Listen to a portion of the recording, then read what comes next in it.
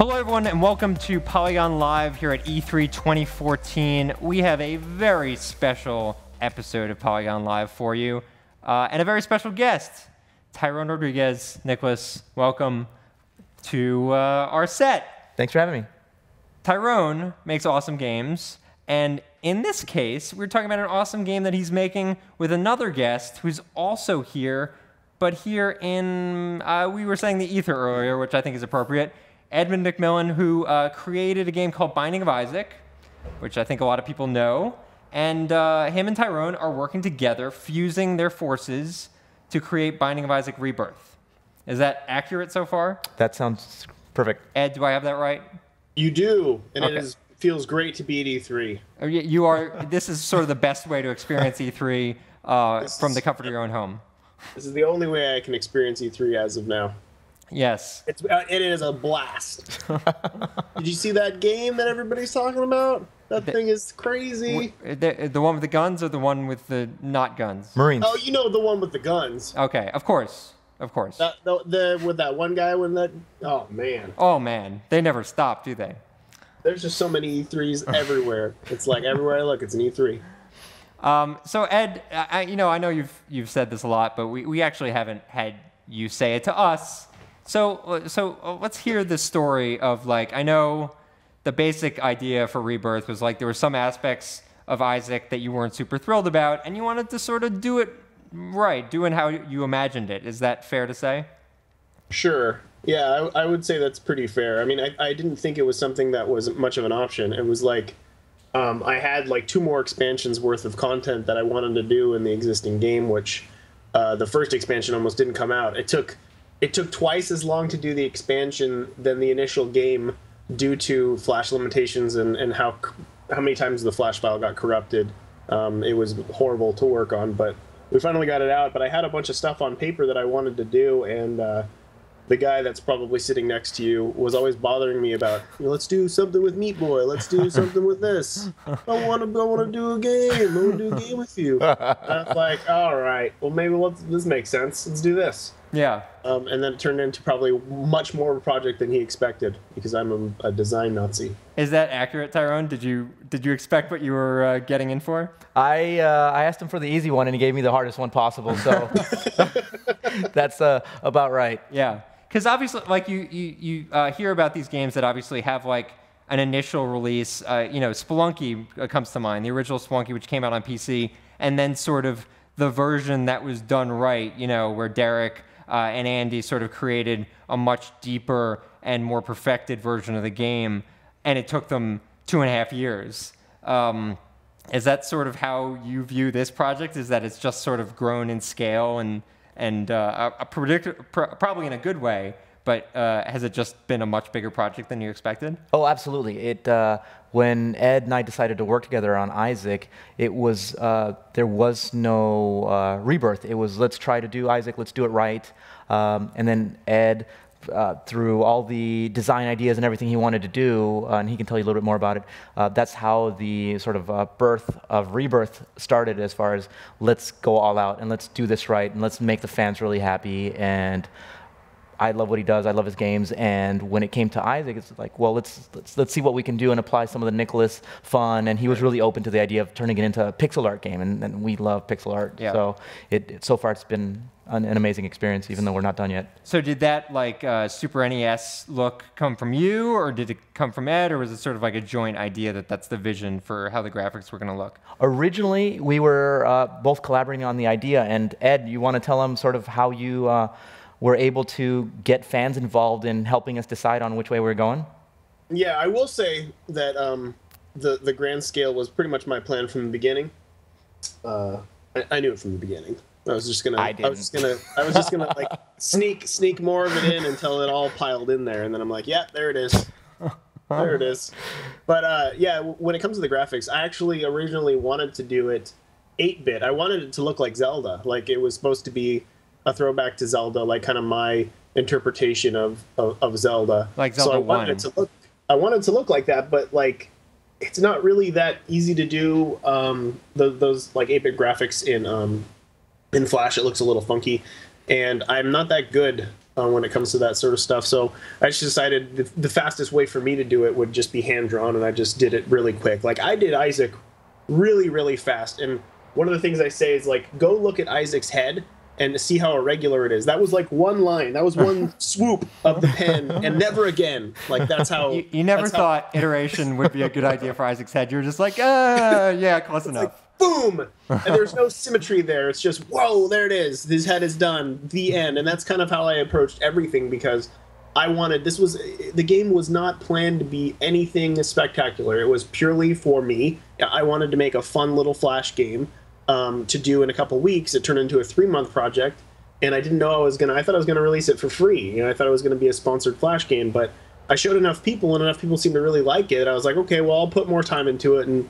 release it on Steam. And you know, originally Steam was like $10, and I'm like, I don't think anybody will buy it for that, so I lowered it even more, just thinking that at the very least, people that know me from Meat Boy will just buy it for $5. I had no idea, no idea at all. Like everything pointed to this game not selling well and possibly being maybe an underground hit with a few people or whatever. I had no idea, but I always kind of wanted it to be retro, but I didn't have the time or skill when it came to pixel art at all to do it. So when Tyrone approached me, and they have so much experience when it comes to, you know, pixelated games, I thought, why not? I thought, let's do the opposite of Spelunky, because it's kind of the same idea. Like it's basically the same idea.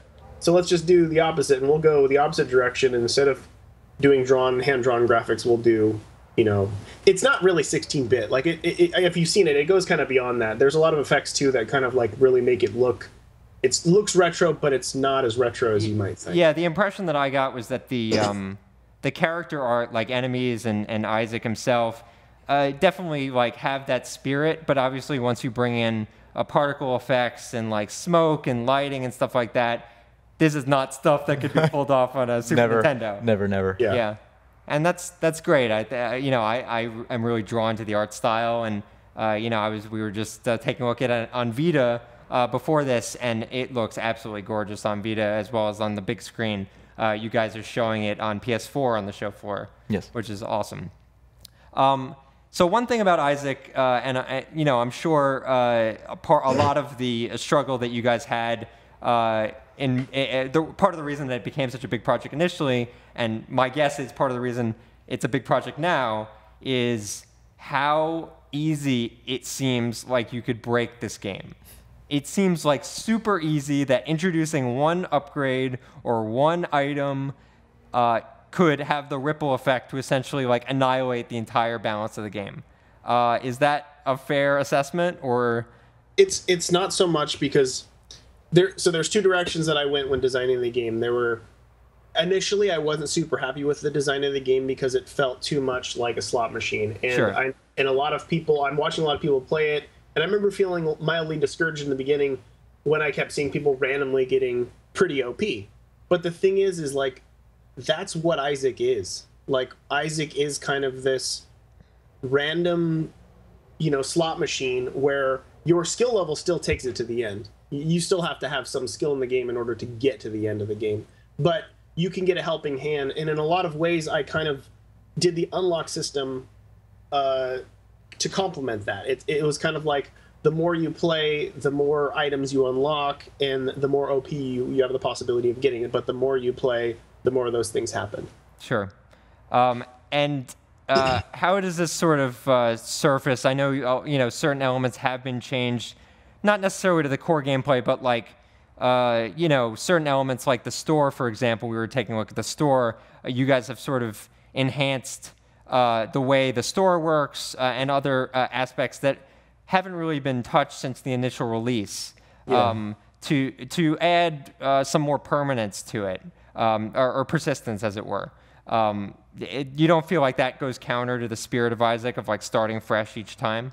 No, it's because, well, in a lot of ways the stores were similar, but they weren't as focused. So like I want the store to be more like a support system, where if you, like, ideally in Isaac you get all these different types of builds, and these builds are random, but you do get them. You can get like the glass cannon build where you're just like super powerful, but you're very brittle. You can get a tank You could get one where you get a lot of familiars, and there's all these different outputs that you can get, and I wanted to make the store complement those. So there's more items in the game that like complement the item usage and more combo related things. You'll find more combo type items in the store.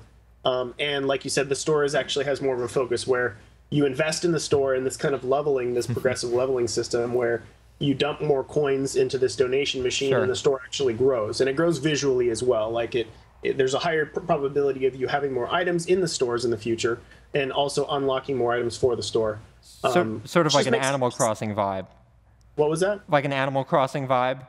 Yeah. It's kind of a similar vibe. Like you invest more and the store upgrades and you have a higher probability of getting these items that you've unlocked, and it goes on for a while. There's also more to the donation machine. There's more to the store that I, of course, don't want to talk about. But there's a lot of, little secrets here and there, and experimentation is key with Isaac, especially when discovering exactly how things work. And I mean, I think that's another big appeal with Isaac. Even now, with the system we have in place and the way things work, things can get broken in the best ways, but they can also be exploited in the best ways if you really put your mind to it and be like, okay, wait a minute, if I don't take damage when I do this, does this mean I can just run into this repeatedly for whatever? And there's a lot of that, and going into Rebirth, there's a lot of knowing that people like to do that and knowing that people like to experiment with it. And since there are so many more items, we're like 400-something, 50 items in, the combinations are much rarer.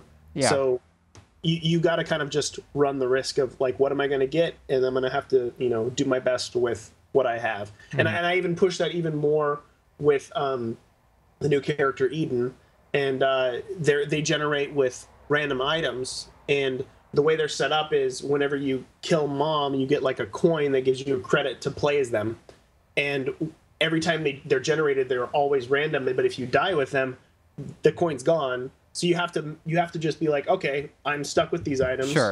And I'm going to do the run. Rather than people sort of starting a run, oh, I didn't like the first item I got, restart. Because I think that's the appeal. Like, a lot of people do play like, oh, I don't like my first item, I'm going to restart, whatever.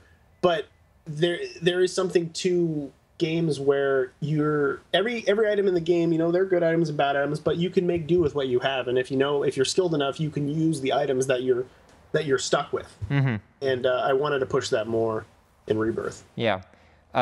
Tyrone, how does it work in terms of you working with Ed to get new content in the game?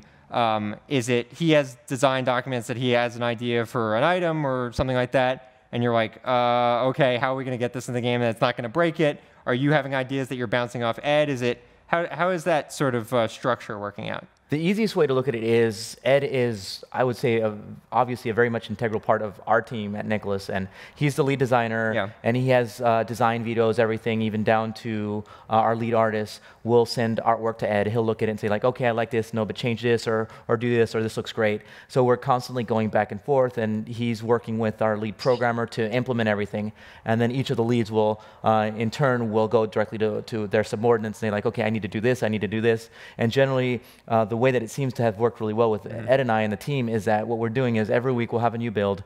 We'll try to get everything in, and he'll let us get in a first pass, and he'll send us a design document for an enemy or a boss, or he'll send us, here's a new item or a new weapon or how I want it to be done. We put it in.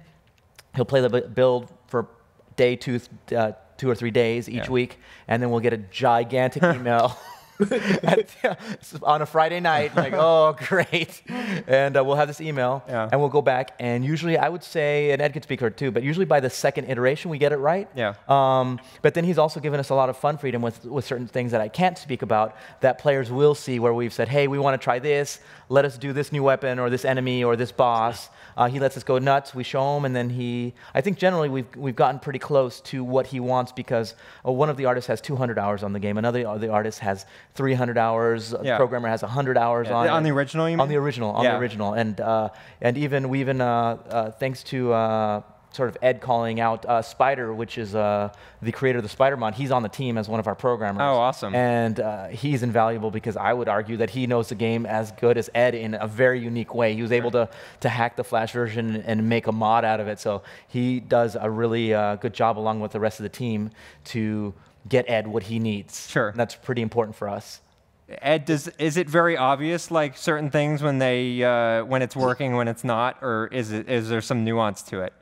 Yeah, it is, and I mean, I feel bad for him at times because I don't want to come off like a hard ass and always like a design Nazi that I'm gonna just but it's hard for me not to be like that with this game. But for the most part, like I'd say like a lot of the new ideas that they've brought to the table, I've been incredibly surprised, like pleasantly surprised with. Like I'll just open up the new build and I'll start testing stuff and I'm like, what's this enemy? I didn't design this, but it's awesome. But it's awesome and it totally fits. Like I feel like we're at a point now, especially with Matt, the lead artist, where like there's kind of this mind meld happening where I feel like he completely gets not only what I intended, but also his spin on it. Like everything is going through his filter and kind of coming out the other side where it embodies what I was originally drawing and what I had intended design-wise for a lot of the visuals,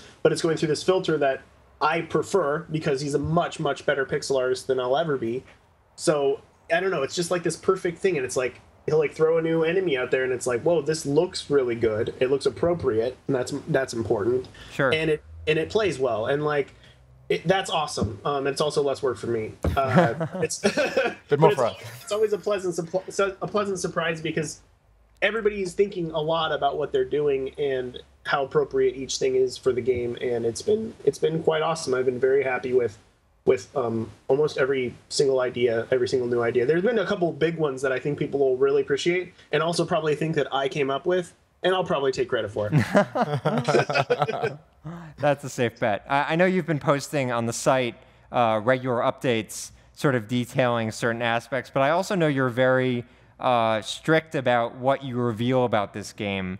How important is it to you to sort of keep things a secret before the game is out? Because I was talking to Tyrone yesterday, and I think it's pretty clear that like 3 days after the game is out, every item and weapon and detail of the game is going to be on the wiki, or So why this like focus on like keeping those secrets?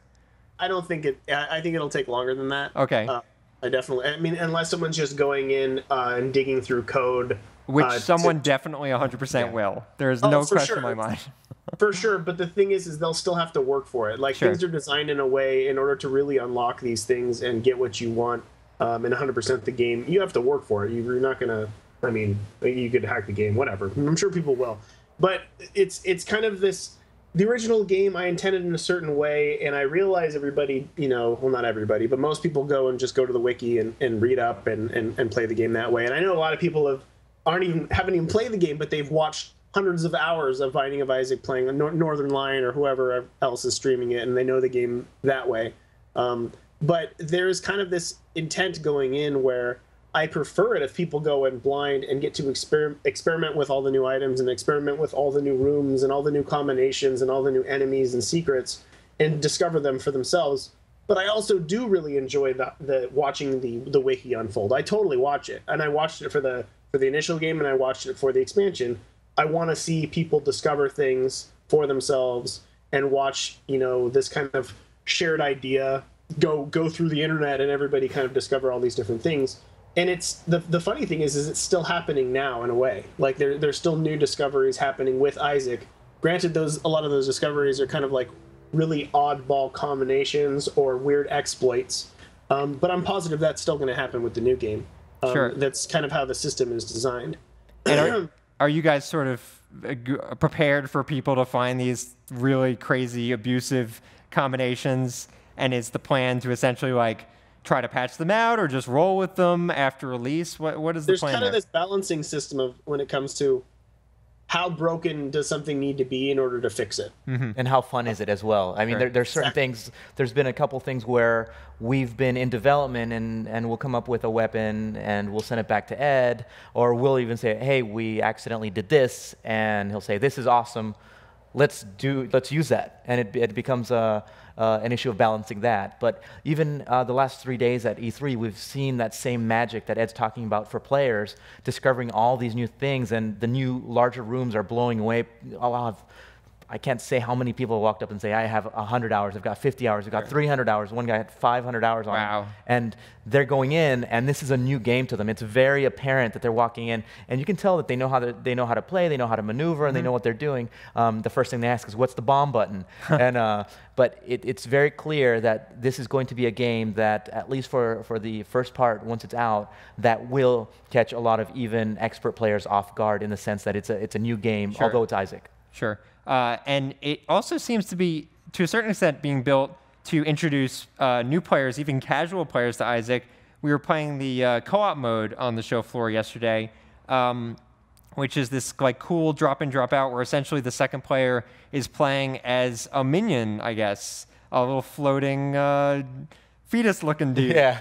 How many iterations of co-op did you guys go through before you sort of landed on that? So Ed and I were talking about the co-op and how to do it, and going back to 1001 Spikes, I've sort of had no pun intended, a rebirth of really loving multiplayer, frenemy or co-op, and Ed wanted to try a different way of doing it, and it worked really well, because a lot of people were like, oh, I wanted to have a second Isaac, but when they see how it works, it's really a lot of fun, because it's I call it like a slave master system, where the first player is really in control. You are jumping on his ride and checking out what he's doing in this mode. And between Ed and myself, and him as well, we've come up with a very unique way, without saying too much, of how we're handling these minions and how people will play. And Ed, feel free to say as much or as little as you like, which will probably be as little as he likes. Yeah. Yeah, going into this, that was one of the things that Tyrone's like, I want to do multiplayer. And he really wanted to do multiplayer. And like, well, how do we do multiplayer? And I was racking my brain on how to do it, both aesthetically, thematically. Like, there can't be two Isaacs. And I've always said that, like, that there's one Isaac. Like, there's one Isaac, and it doesn't work for there to be two entities. So I kind of came up with this imaginary friend idea, and it's balanced really well. Like, I know initially when people read about how it actually, I'm going to detail it out all on Monday, and it's going to go into more detail of stuff that kind of happened when you played, but maybe didn't understand why now. But I know people are going to be like, oh, well, I wanted to be playing as Isaac. Like, there's just a shitty version of Isaac and a non-one. But the thing is it's really tuned and balanced, and it's incredibly fun. Like, me and Danielle play it. My wife play it a lot. Like, it is a really fun co-op system where one person's abilities are actually like the imaginary, for the fetus, the baby. Sure. We'll call it the baby, which is adds to some fun sayings when you're saying, oh, I can't lose this baby. But the system is balanced in a way that allows both of the players to have certain abilities and certain pull in the game, and there's a really fun co-op dynamic where the other player is actually stealing the life of the other player. And there was something really cool, I think it was in Contra, where you could steal lives from the other person. Yeah, that's the impression I got as well. It seemed very Contra-esque. Yes, so and that's one of the things I really loved in co-op, was this kind of like selfish system where one person, once you invite the person to jump in, you're at the whim of when they want to play. Mm-hmm. Or you got to put your controller away. Right. Yeah, exactly. And there's a certain it feels really neat. The dynamic there, playing with somebody else, having to communicate, because you really need to communicate when it comes to this game. And also communicate, like, don't steal my life. Like, I'm gonna die if you steal my life, and I am the key player here. So if I die, it's over. And if the other person gets greedy, which happens sometimes inadvertently, it's all over. But it's crazy, because it looks like you're OP, and it looks like it's this handicap system. But I've gotten further by myself than with Danielle, because it gets a little greedy, I guess, at times, where it's like, and a little chaotic, and the communication has to be really solid to do it. But it's very fun. It really feels like a whole new game with co-op, and I think a lot of people will really dig it. I do. Do players have any control over which baby they play as? I'll be talking about that. I'm just like sensing where this could go, and it seems like there's a lot of different, very interesting options you could have. Let's just say that the key to the Binding of Isaac and making the Binding of Isaac fun is random generation. Yeah. And we want to embody that with the co-op system as well. And really, babies in real life are kind of randomly generated when you think about it. Exactly. Yeah. It's a baby simulator. A baby simulator. Perfect. That's awesome. Is there anything else that you guys feel like you're willing to say about Rebirth and hasn't been said for whatever reason in coverage or by you guys that you think the world needs to know right this minute? Game will be out before the end of the year. That's a spoiler. I like that spoiler. That's an approved spoiler. That's fine. Yeah, end of the year, you guys are pretty confident in that? Yep. Cool. Yeah. And where would you say it's at right now in terms of like content? Is it all in there and you're just fine-tuning essentially, or? That's relatively correct. As far as we have, there's still a few menu items that are missing and certain things, but generally all the content that we need to have in the game is in there. And then at this point, we just need to give Ed the time that he needs and that we need to get everything to the level that we want it before release. Yeah, I'm currently going through, so like, without boring everybody with how the back end system works as far as room generation and how many rooms are made or whatever, but the initial game featured tons of different rooms that were semi-randomized within themselves that I actually designed, and those rooms I'm basically trying to almost quadruple the number of randomized rooms. That takes a lot of work, and that also even more so. And I'm not even counting like the double rooms, the triple rooms, and the quad rooms as far as sizes goes. But I want to put as much in there because the more you push into a randomly generated game, the more random and different every single run feels. And the cool thing is with the new level editor and stuff, I'm actually able to. I have more control over the rooms. Like I'm able to make dead end rooms where I wasn't able to do that before. I always had to keep in mind that there has to be door generation on each of those four, each side. But now I can turn off the doors and say like, okay, I want this to be this really cool looking iconic dead end room, and I can design accordingly. I can also design these double wide rooms that have like really large pits, and they just like there's some areas in the caves where it just looks really cool. Like there's just like a little bit of a trail that you can follow, and everything else is just dropped off into the caves. You can make some really cool stuff with that, and also I can just do more. I can actually there's a weight system, a rarity system for rooms, so I can like make really cool rooms or really hard rooms or really like rooms full of a bunch of treasure or whatever else that are really rare. Almost like the I Am Air room. Like that room was super rare. You can only get there via teleport. I can do the same thing with just a random room. Like there's just one room in the caves that is full of poop. It's a pretty fun tool. It's a really, really fun tool. And are you guys still planning on seed support? Like people entering their own seeds? Yep. We have a good system in place that Edmund, along with Simon, our lead, and sort of getting ideas from the team, came up with a way that will make anybody who wants to play with a seed or play with somebody else or find a way to do it. It's very easy. I would say it's very straightforward. You'll get it right away, and it's just a good way of handling it. Yeah, the racers are going to go gaga. Yeah. Oh, yeah. I'm sure. Awesome. Well, thanks so much for joining us, Tyrone. Ed on the call, thank you for joining us. Really appreciate it. Yeah, thanks, Ed. Yeah. Feels good to be at E3. Good to be at E3. And thanks to you at home. Just so you guys are aware, it's real on Vita. That's all I can show. That's it. Sorry. That's it. But it's great, and I had a lot of fun playing it. Thanks again, guys. And be sure to check back more for E3 2014 video. We are here all week. Lots of different games like Binding of Isaac Rebirth. Be sure to check out Polygon.com for all the goods. We've got you covered. Kane for life. Represent.